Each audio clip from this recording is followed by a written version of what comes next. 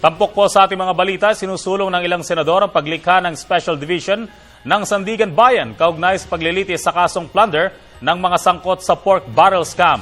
Ayon kay Senate Majority Floor Leader Alan Peter Cayetano, ito'y upang matutukan at mapabilis ang paglilitis sa naturang kaso at makapagbaba ng hatol ukol dito bago matapos ang termino ni Pangulong Aquino sa taong 2016. Nababahala kasi si Cayetano na mawala ng saysayang kaso isinampa sa mga akusado sakaling kaalyado ng mga ito ang mauupong Pangulo sa 2016.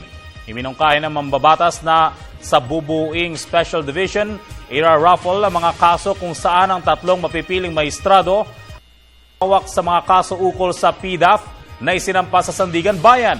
Matatanda ang ilan sa mga formal ng kinasuhan kaugnay sa maanumalyang paggamit ng pondo ng bayan ay sina Senador Juan Ponce Enrile, Jingo Estrada, Bong Revilla at ang negosyanteng si Janet Lim Napoles.